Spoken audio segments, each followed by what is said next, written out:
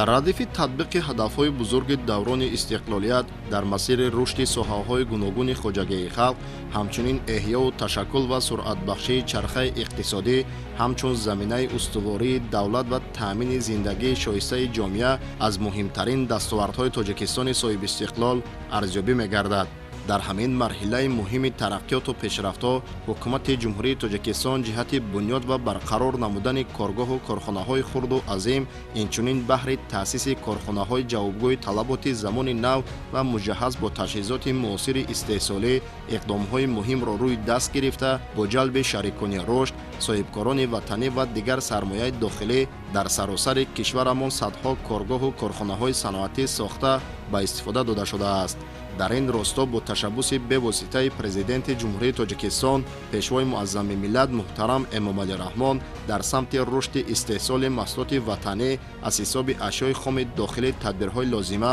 андешида шудааст. дар ин баробар бо дастуру ҳидоятҳои ояндасози сарвари давлат дар самти рушди иқтисоди миллӣ даҳҳо барномаву стратегияҳои рушд низ таҳия ва мавриди амал қарор дода шуд ва ин иқдомҳои наҷиб ҳамчун ҳадафҳои давомдор сол аз сол тавсеа меёбанд.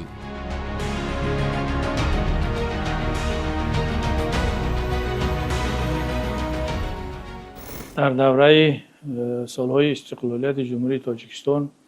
соҳаи саноати вилояти Хатлон дар баробари дигар минтақаҳои ҷумҳурии Тоҷикистон бо фароҳам овардани баъзаи ҳуқуқӣ рушд намудааст ва ин пеш аз ҳама фароҳам овардани баъзаи ҳуқуқие буд ки аз тарафи ҳукумати ҷумҳурии Тоҷикистон барои ҷалби сармояи хориҷӣ ташкил карда шуд ва бо истифода аз имкониятҳои мавҷудаи вилояти Хатлон аз он ҷумла ашёи хом, иқтидорҳои инсонӣ ва ақлонӣ буд ки соҳаи саноат дар баробари дигар минтақаҳо рушд намуд. Агар мо дар соли 2005 дар вилоят ба маблағи 811 миллион сомонӣ маҳсулоти саноатӣ истеҳсол карда бошем ва дар соли 2024 мо дар соҳаи саноат ба маблағи 12.4 миллиард сомонӣ маҳсулоти саноатӣ истеҳсол кардем ки маҳсулоти саноатӣ дар 873 корхонаҳои саноатӣ маҳсулотҳои гуногуни соҳаи саноат тавлид гардид ва ин имкон дод ки мо маҳсулотҳое ки солҳои пеш аз хориҷи кишвар ба ҷумҳурӣ ё ин ки ба вилояти Хатлон ворид мегардид, дар ҳудуди вилоят истеҳсоли онро ба роҳ монад.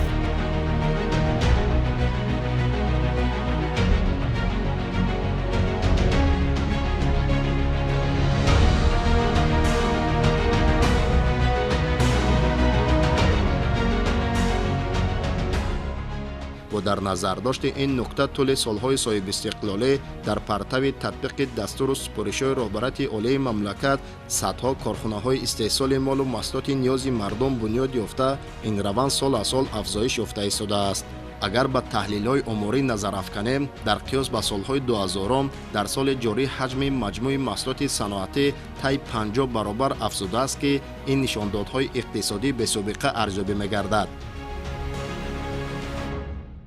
дар соҳаи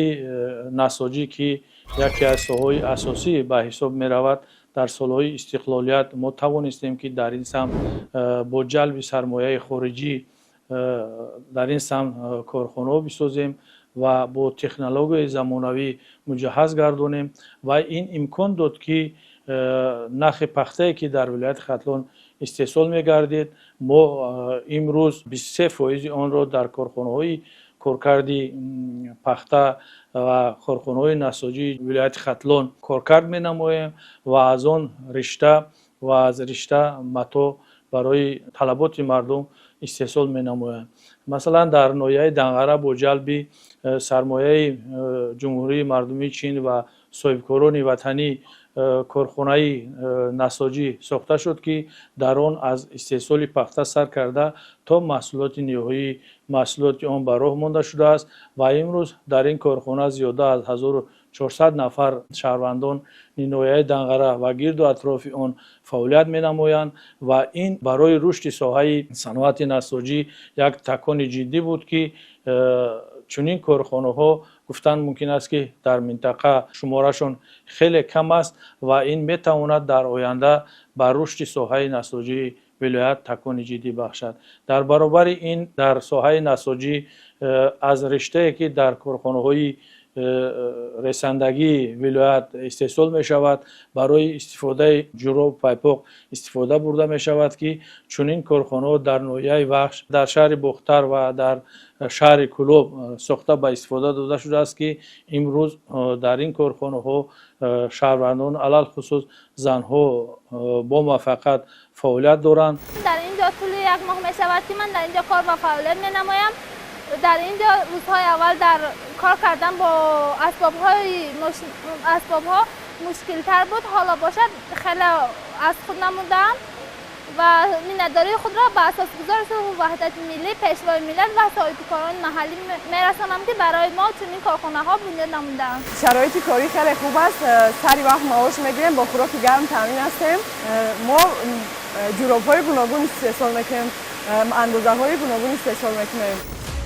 طبق اطلاع تنها در طول 25 سال آخر شماره کارخانه‌های صنعتی ولایت ختلان از 128 به 873 عدد رسانیده شده است که از حساب این کارخانه‌ها کارکرد و استحصال نخ پخته، روغن، گوشت مرغ، آرد، مکران، نمک آشه، محصولات قناده، شیره، دوزندگی، پلاستیکای فیزیلی، خشت‌های پخته، سمنتی، متال‌های قیمت‌بها، شیفرهای ازبستی و تنوکگی، مایع ظرفشویی، شیشه ساختمانی و دیگر نامگوی محصولات تمایل بالاروی دارد.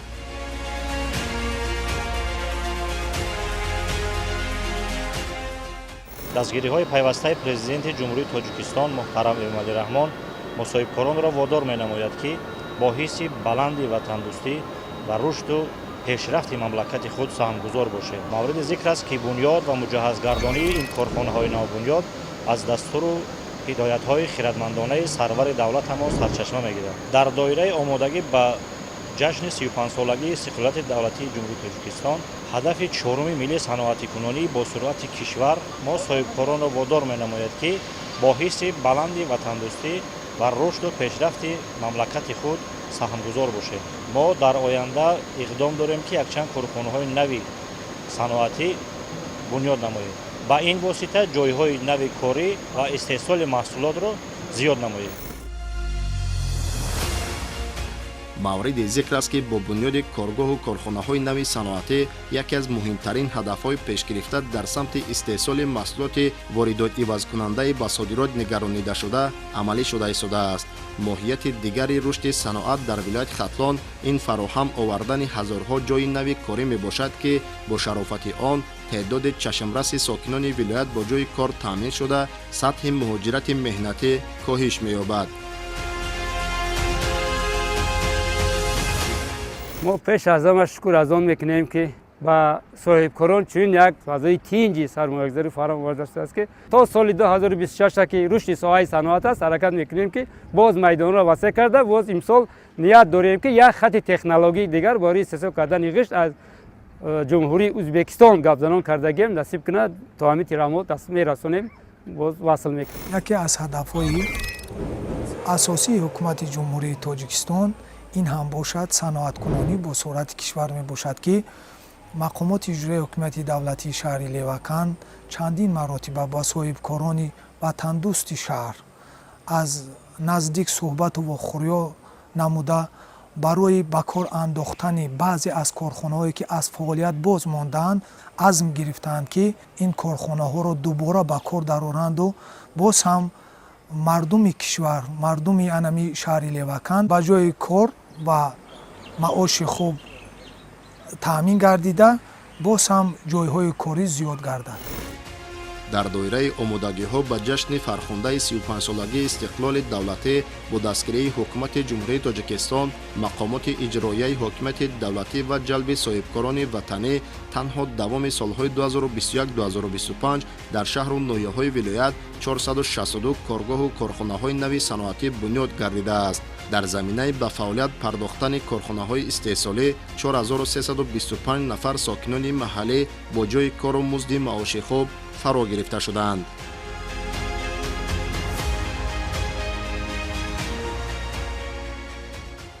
имрӯз дар доираи барномаи саноаткунунии ҳукумати ҷумҳурии Тоҷикистон барои солҳои 2022-26 рушди бо суръати саноат гӯем агар дар вилоят 500 коргоҳу корхонаҳои саноатӣ ба нақша гирифта шуда буд, ки дар давоми солҳои оғоз аз 2021 то имрӯз аз шумораи умумии ин корхонаҳо 482 адади онҳо сохта ба истифода дода шудааст ва ман фикр мекунам, ки то ҷанбасти соли ҷорӣ ва соли оянда он нақшае ки мо гирифта будем аз он зиёдтар корхонаҳои саноатӣ сохта ба истифода дода мешаванд ва ин корхонаҳои сохташуда ба рушди соҳаи саноат таъсири худро мерасонанд. То имрӯз аз ҳисоби корхонаҳое ки сохта шудаанд зиёда аз 4000 ҷойҳои нави корӣ таъсис дода шуд ва дар маҷмӯъ гирем агар дар соҳаи саноат зиёда аз 22000 ҷойҳои корӣ имрӯз мавҷуд аст ва шаҳрвандони ҷумҳурии Тоҷикистон дар ин корхонаҳо бо корҳои доимӣ таъмин ҳастанд ва дар баробари ин барои рушди соҳаи саноат дар вилоят боз се минтақаи озоди иқтисодӣ фаъолият менамояд, ки дар ноҳияи Данғара, дар шаҳри Кӯлоб ва дар ноҳияи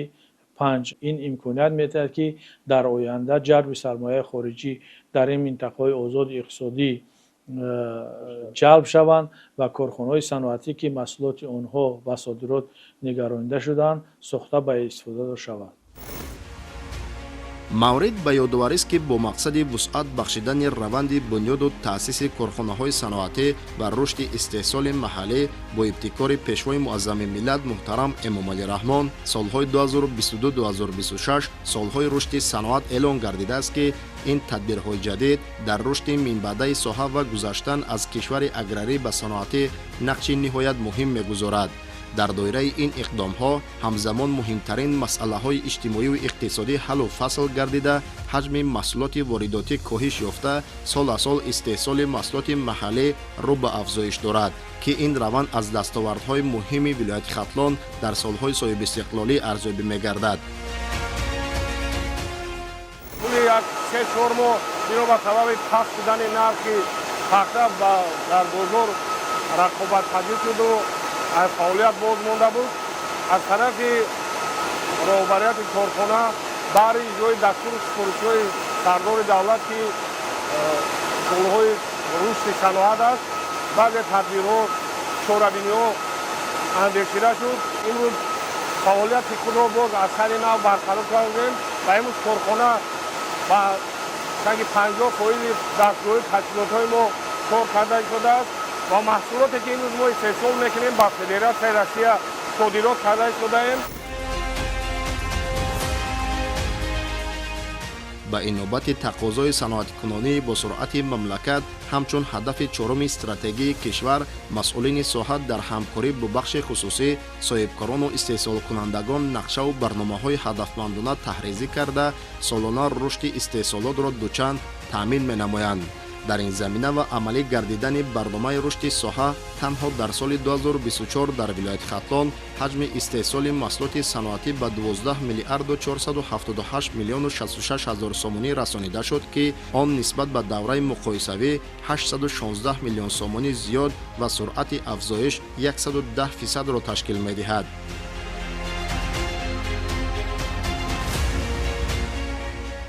дар вилоят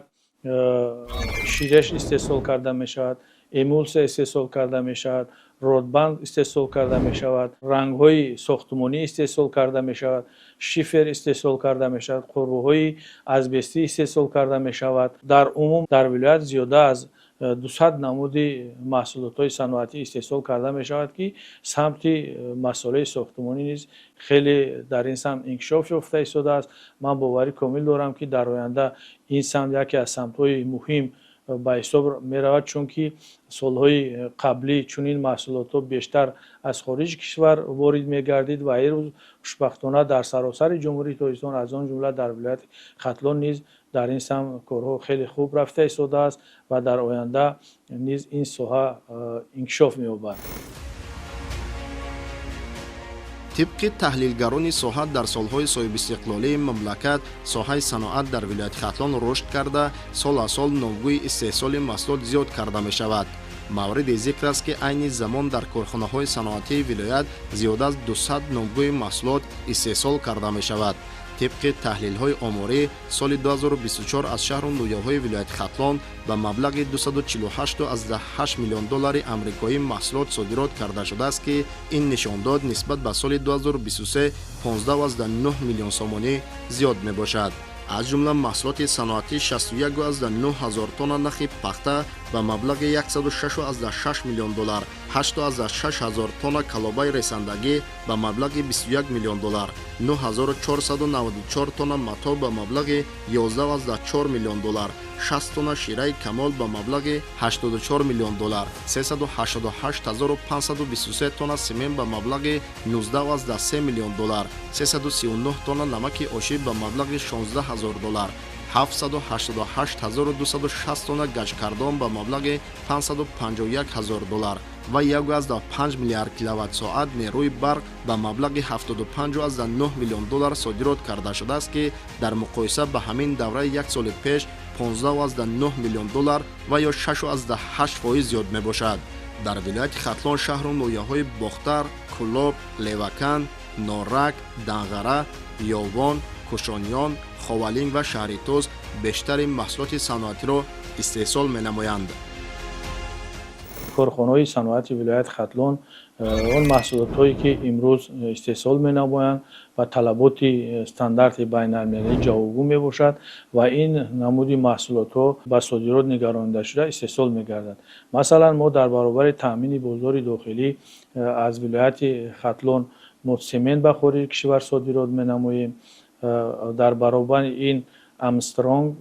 содирот менамоем, гаҷкардон содирот менамоем, нахи пахта содирот мекунем, риштаи пахтагин содирот мекунем, мато содирот мекунем, либосҳои варзишие ки дар корхонаи насоҷии Данғара қайд карда гузаштем, чунин либосҳо низ ба содирот нигаронида шудааст. мо содироти онро ба роҳ мондагӣ ҳастем.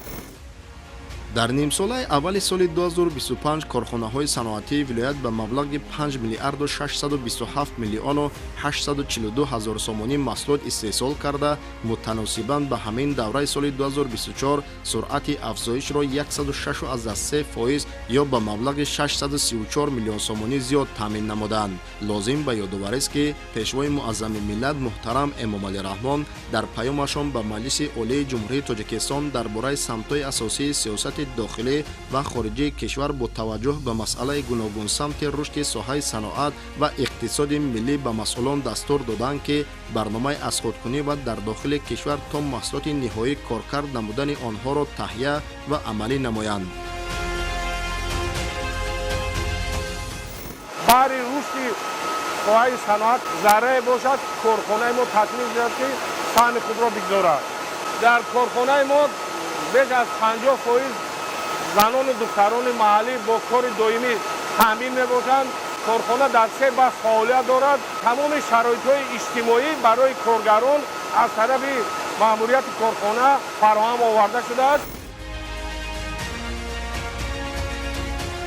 дар доираи татбиқи дастуру супоришҳои роҳбарияти олии мамлакат дар ин давра саноатчиёни вилояти Хатлон аз ҷумла дар ноҳияҳои Ховалинг ва Шамсиддини Шоҳин 16 корхонаи истихроҷ ва коркарди сарватҳои табиӣ таъсис дода шуд, ки аз ҳисоби ин корхонаҳо танҳо дар нимсолаи аввали соли 2025 ба маблағи 215,7 миллион сомонӣ маҳсулот истеҳсол карда шудааст. вилояти Хатлон аз лиҳози истеҳсоли ашёи хоми пахта минтақаи муҳими стратегӣ маҳсуб ёфта, дар ин замина соҳаи насоҷӣ дар риштаи саноат мавқеъ созгор мебозад. طبق اطلاع در این سمت 256 کارخانه صنعتی کارکرد نخ پخته، رساندگی، بافندگی و دوزندگی فعالیت دارند. وابسته به این تنها در 6 ماه سال جاری در ولایت 5093 تن نخ پخته، 7,589,7 تن رسمان پختگین، 5,503,008 متر مربع متای پختگین، 2,430,000 متر مربع متای ترکداج و هزاران جفت سر و لباس گوناگون استحصال گردیده است که مبلغ عمومی آنها 686.2 میلیون سومانی را در بر میگیرد. در ساحه استحصال مساله ساختمان نیز ما در سالهای اخیر در ولایت ختلان با دستاوردهای خیلی خوب نایل گردیدیم. این پیش از همه ساختمان کارخانه‌های کلان سمنبراری که در ناحیه یاوان، ناحیه جلال‌الدین برخی، شهر لیوکن ساخته به استفاده داده شده است. امروز این کارخانه‌ها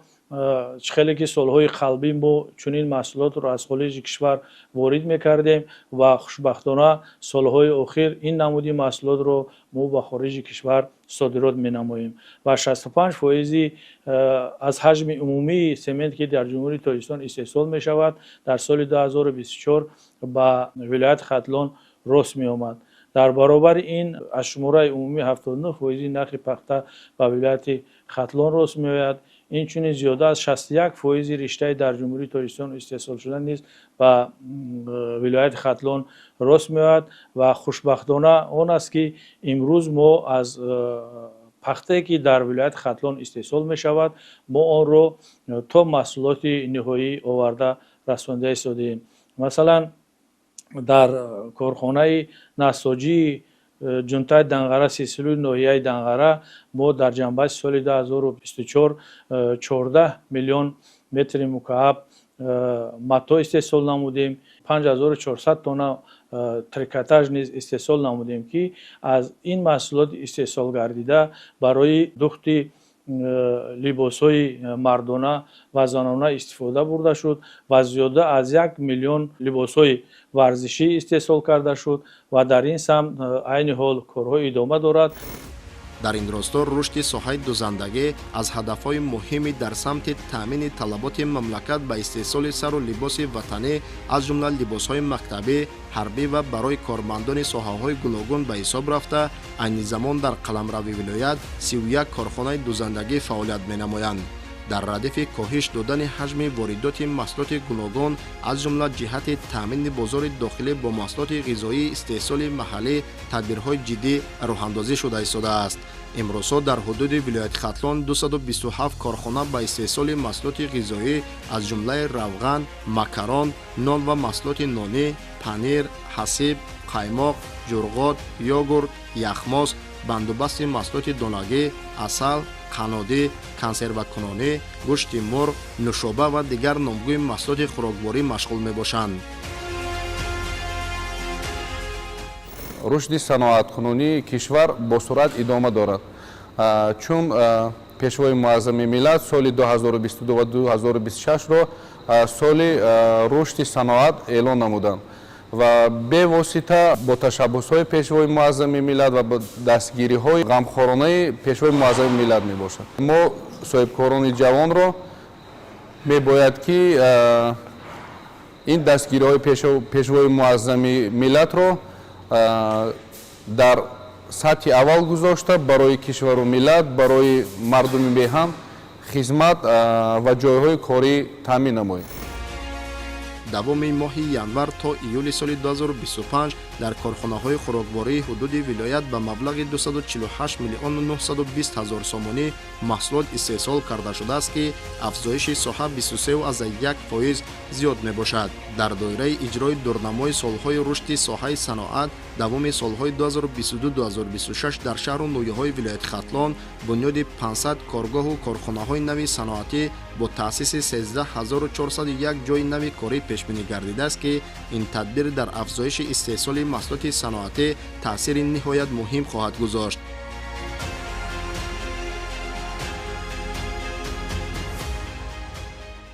در ساحه خوراکواری نیز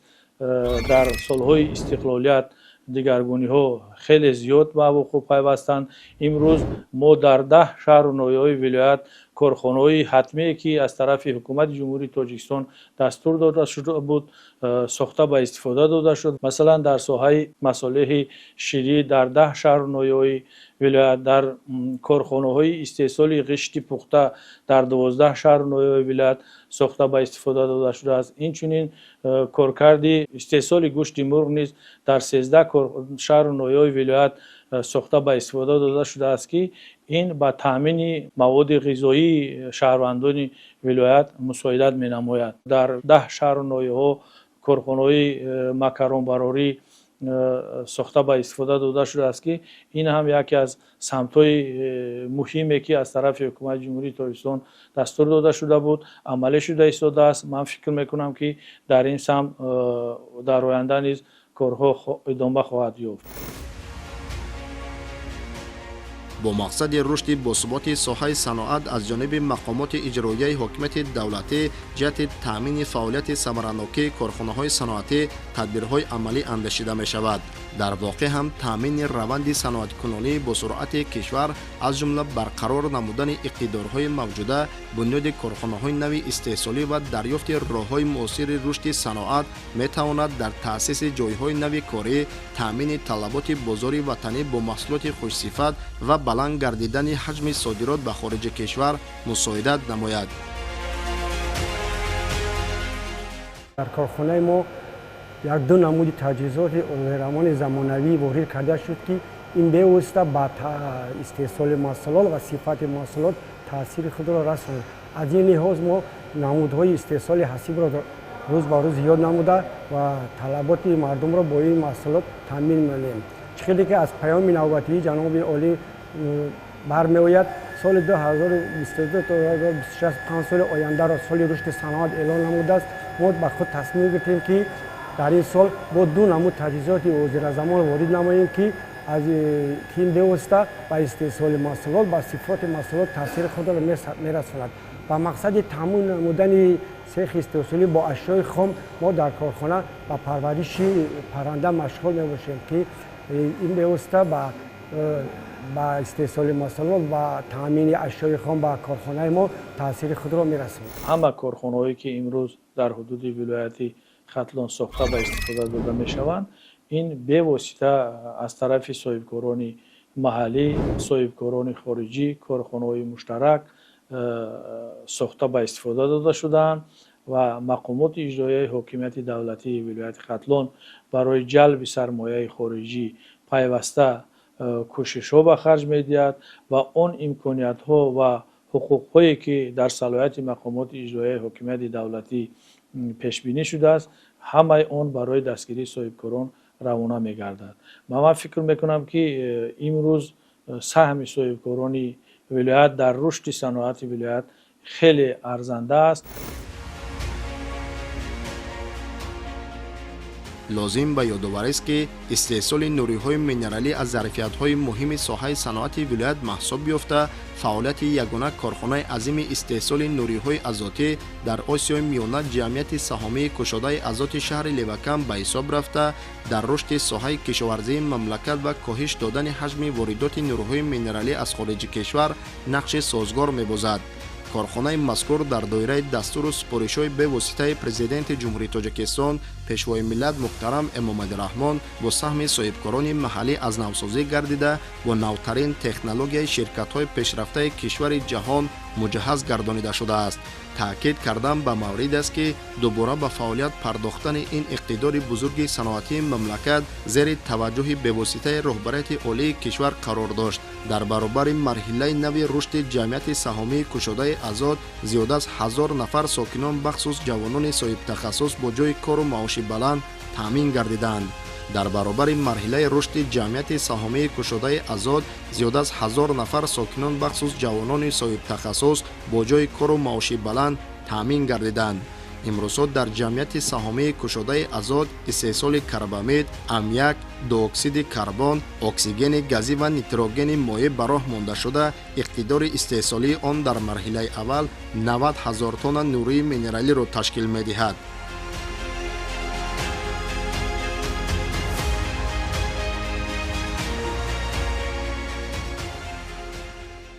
کارخانه استحصال کربامید جمعیت سهام کشاده ازот به حساب می رود که این یکی از کارخانه هایی بود که در سالهای استقلالیت برای کشاورزان ولایت و جمهوری خیلی اهمیت مهم داشت و امروز خوشبختانه از طرف صاحبکاران وطنی این کارخانه از نوسازی گردید و با تکنولوژی های زمانوی تجهیزانده شد و امروز استحصال کربامید در ولایت به راه مانده شده است و این با نرخ کربامید در حدود جمهوری تاجیکستان از آن جمله در حدود ولایت ختلان تاثیر خود را رساند که این برای کشاورزان خیلی مفید می باشد. در دایره تطبیق هدف چهارم ملی صنعت‌کنانی با سرعت مملکت، اعلان سالهای رشد صنعت و وسعت تدبیرهای سازندگی بخشیده به استقبال شایسته از جشن 35 سالگی استقلالیت دولتی جمهوری تاجیکستان در شهر باختر نیز برای پیشرفت اقتصاد ملی و تأسیس جایهای نو کاری با ابتکار مقامات اجرایی حکومت دولتی و جلب صاحبکاران محلی بنیاد 17 انشاءات نو استحصالی به نقشه گرفته شده تا امروز 16 عدد آن ساخته مورد استفاده قرار داده شده است.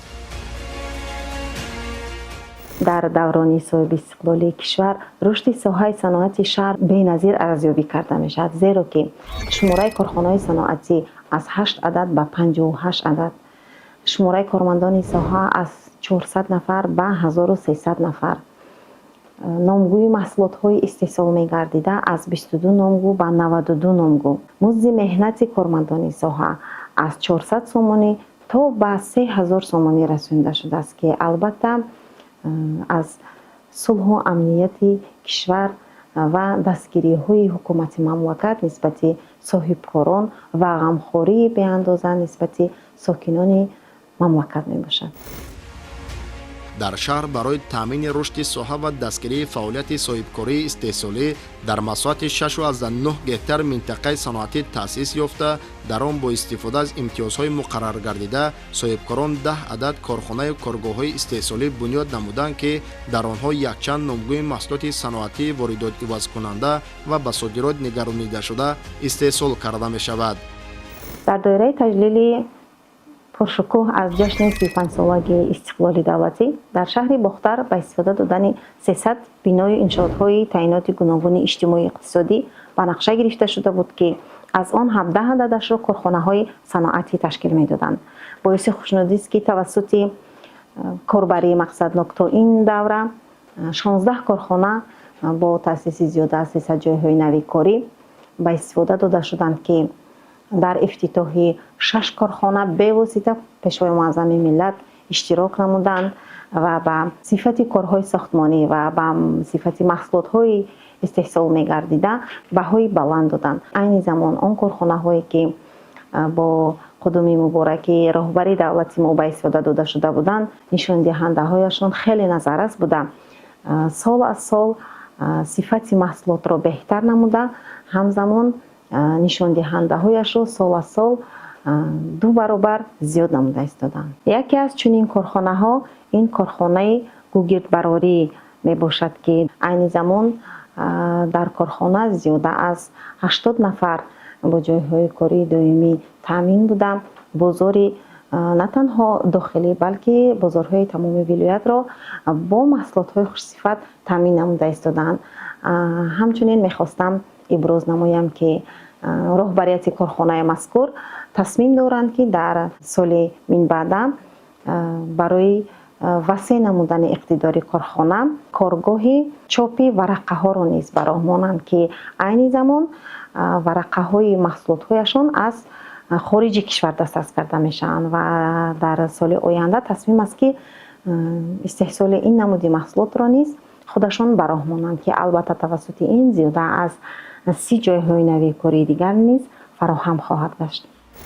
طبق نقشه چاره‌بینی مقامات اجرایی محلی حکومت دولتی و عملی گشتن برنامه رشد ساحه تا سال 2026 در شهر باختر باید باز 4 کارخانه نوی صنعتی ساخته به استفاده داده شود که عین زمان کارها در این سمت با مرام ادامه دارد. در برابر کارهایی که تا امروز انجام داده شدند، همچنین تا آخر سال جاری با استفاده دادن 3 کارخانه دیگر، کارخانه استحصال محصولات های داروواری، کارخانه استحصالی حسیب و باز یک کارخانه ساختمانی دیگر نیز به نقشه گرفته شده است که توسط این زیاده از 60 جایهای نوی کاری دیگر فراهم خواهد گشت. رشد ساحه صنعت در پیشرفت وضع اقتصادی شهر مهم ارزیابی گردیده. با این مقصد سال از سال شماره انشاط ساحه و حجم استحصال محصولات صنعتی زیاد کرده می شود. از جمله در 7 ماه سال روان استحصال مجموع محصولات صنعتی در شهر به 211.8 میلیون سومونی رسانیده شد که آن نسبت به همین دوره سال گذشته 34 میلیون سومونی زیاد بوده، سرعت افزایش 119% را تشکیل می دهد. برای باز هم بهتر نمودن شرایط های مساعد کاری برای رشد صاحبکاری آنها تدبیرهای ضروری راه اندازی گردیده در شهر در میدانی نزدیک 7 گکتار منطقه صنعتی تشکیل کرده شده است و تصمیم است که در آینده منطقه صنعتی تا به 13 گکتار رسانیده شود و در آن برای صاحبکاران تمام اینفراستراکچور ضروری مهیا کرده شده. تا امروز کارخانه های زمانوی با تجهیزات های معاصر راه اندازی کرده شدند. در برابر این صاحبکاران نیز در جواباً به غمخواری های رهبریت و حکومت مملکت برای وارد نمودن تکنولوژی های نو، تامین شرایط مساعد کاری برای شهروندان و بهتر نمودن نشان دهنده های ساحه چاره‌جویی نموده در برابر استحصال محصولات های خوش صفت، همچنین در کارهای آبادانی و بنیادکاری نیز سهم ارزنده دارند. در سالهای صاحب استقلالی شماره کارخانه‌های صنعتی در شهر باختر از 16 به 58 عدد یا خود 36 برابر و نامگوی محصولات از 25 به 91 نامگوی رسانیده شده. تعداد کارگران در انشاءات ساحه باشد از 250 به 1300 نفر و یا 5 برابر افزایش یافته است. از شماره کارخانه‌های صنعتی شهر باختر فعالیت 21 عدد آن به استحصال محصولات خوراکواری، 12 عدد به استحصال محصولات ساختمانی، 3 عدد به کارکرد پخته، 10 عدد به استحصال مواد شستشویی، ترانسفورماتور، دوچرخه و دیگر نامگوی محصولات نگرانیده شده. همزمان در 12 کارخانه کارگاه استحصال محصولات دوزندگی به راه مانده شده است. باعث خوشنودی و سرفرازی است که توسط سیاستی دارندشانه و خیرتمندانه پیشوای معظم ملت پرزیدنت محبوبمان محترم امام علی رحمان رشد تمام ساحه های خواجگی خلق انکشاف یافته، شهر باختر نیز به یکی از شهرهای صنعتی و تجارتی مملکت بدل گشته است. مخصوصا ترقی و رشد ساحه صنعت شهر خیلی بی‌نظیر بوده. تنها در دوران صاحب استقلالی کشور، یعنی در مدت 34 سالی صاحب استقلالی ما، شماره کارخانه ها در شهر از 8 کارخانه به 58 کارخانه، شماره کارمندان ساحه از 400 نفر به 1300 نفر، نامگوی محصولات استحصال می گردیده از 22 نامگو به 92 نامگو رسانیده شده است که البته دستاوردی بی‌نظیری دوران صاحب استقلالی می باشد. همچنین برای ساکنان شهر عین زمان محصولات های استحصال خودی از جمله دوچرخه، محصولات های ساختمانی، جوراب، محصولات های مکرونی، قنادی و دیگر محصولات های صناعتی سبک استحصال گردیده ایستاده است که با نرخ های دسترس و با صفت بلند در بازارهای شهر فراوان می باشد. البته همه این توسط دستگیری های دائمی حکومت مملکت، دستگیری نسبت صاحبکاری خردمیانه بوده صاحبکاران و صنعتچیان شهر باختر از همه این اقدام ها راه بلند گردیده برای باز هم بهتر نمودن نشان دهنده های ساحه، تأسیس جایهای نوی کاری، وارد نمودن تکنولوژی های نو و با این وسیله تامین شرایط مساعد زیست و زندگانی و کار و فعالیت برای ساکنان شهر باختر کمر همت بستند. дар корхонаи ҷамъияти дорои масъулияти маҳдуди дарз ва кота глобали шаҳр дар баробари иҷрои дигар фармоишҳо тӯли чанд сол аст ки сару либоси ягонаи мактабӣ истеҳсол карда мешавад. дар ин корхонаҳои саноатӣ барои тавлиди маҳсулоти ба талаботи бозор рақобатпазир дастгоҳу таҷҳизоти муосир васлу насб гардида дар баробари коргарону мутахассисони соҳибтаҷриба ҳамзамон занону модарон ва ҷавондухтарони маҳаллӣ ба истеҳсолот ҷалб гардиданд.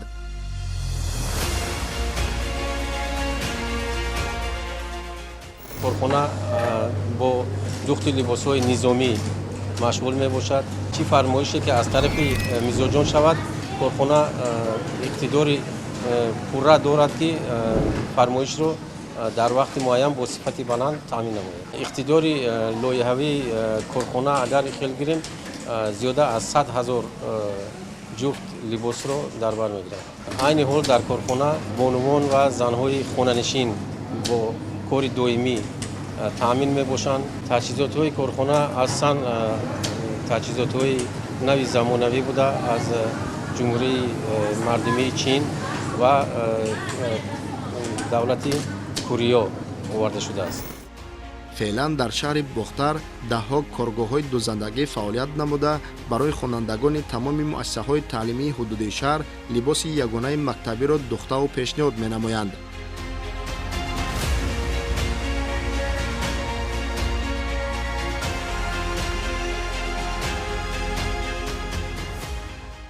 ما زنها و مادران در کار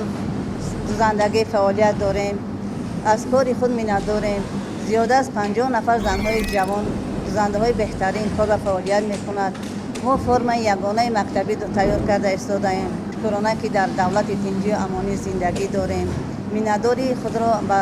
سرور دولت محترم جناب عالی میرسانیم که به ما همه زنها و مادران چنین شرایط‌ها فراوان کرده است. ما به عنوان از اون خرسندیم که در شهر بختر چنین کارخانه‌های دوزندگی برای زنها، مادران، دختران فعالیت میکند که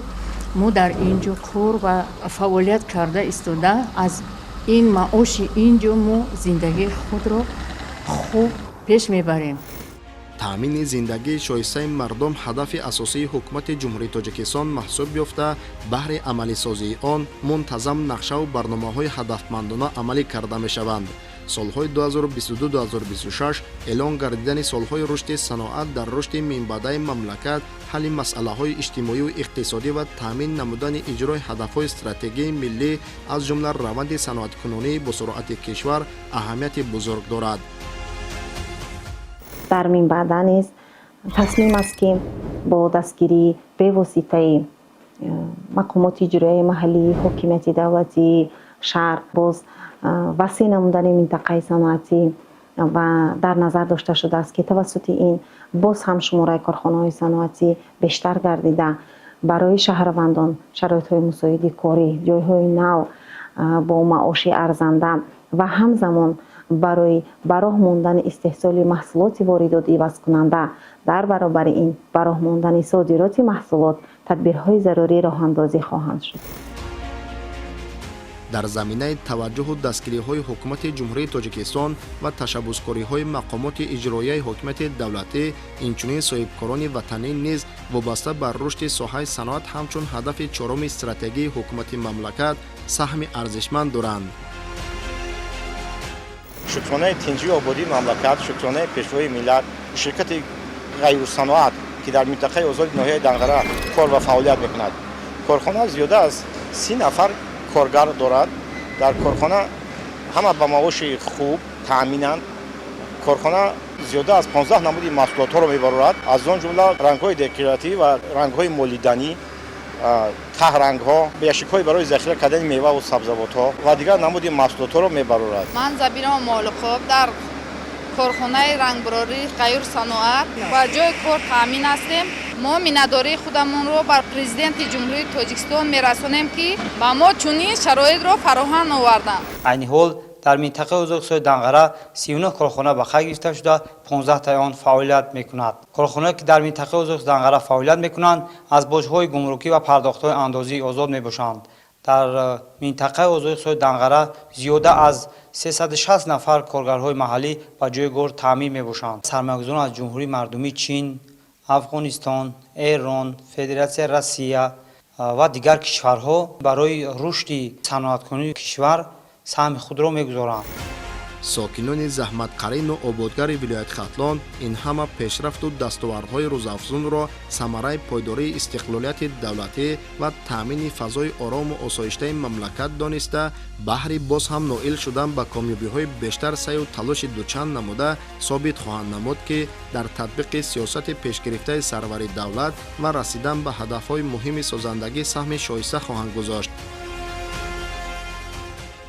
مقام اجرایی حکومت دولتی ولایت خاطلان کوشش به خرج داده ایستاده است که دستور سپارش هایی که اساسیار صلح و وحدت ملی پیشوای ملت پرزیدنت جمهوری تاجیکستان محترم امامعلی رحمان در نزد صنعتچیان و مقامات اجرایی حکومت دولتی ولایت گذاشته است که ما باید از محصولات های اشیاء خامی که در حدود ولایت خاطلان و اینچنین در حدود جمهوری هست باید ما محصولات های وارد عوض کننده استحصال نماییم و کوشش نماییم که وابستگی ولایت و جمهوری را از محصولات هایی که وارداتی است کم گردانیم و این امروز امکانیت داده ایستاده است که در این سمت ما قدم به قدم آهسته آهسته نتیجه گیری کرده ایستادیم و به این نائل گردیده ایستاده ایم. سالهای پیش قریب که تمام محصولات های ساختمانی اینچنین قسم زیادی محصولات های خوراکواری از خارج کشور وارد می‌گردید و امروز پوشیده نیست که این محصولات ها هم محصولات های خوراکواری هم محصولات های ساختمانی هم محصولات های نساجی در حدود ولایت و در حدود جمهوری نیز استحصال آن به راه مانده شده است. این به واسطه منم تلاش های رهبر دولت است که با فراهم آوردن فضای سرمایه‌گذاری و آن قانون‌هایی که از طرف حکومت جمهوری تاجیکستان قبول گردیده است و این امکان فراهم آورد که جلب بیشتر سرمایه‌گذاران را به جمهوری تاجیکستان وارد نماید. پوشیدن است که عملی گردیدن نقشه‌های بسیار ساله و تطبیق استراتژی و برنامه‌های رشد بسیار ساله از هر فرد خودآگاه ولایت خاطلان حس بلند مسئولیت شناسی و جد و جهد دوچند تقاضا دارد. از این لحاظ رسیدن به قلای هدفهای ملی رشد که از پیام‌های سالانه پرزیدنت جمهوری تاجیکستان پیشوای ملت محترم امامعلی رحمان سرچشمه می‌گیرد باید عزم و مرام و رسالت مهم هر یک صاحبکاران و سرمایه‌گذاران وطن‌دوست و جمله ساکنان شرفمند مملکت مسیر رشد و ترقیات وطن عزیزمان باشد.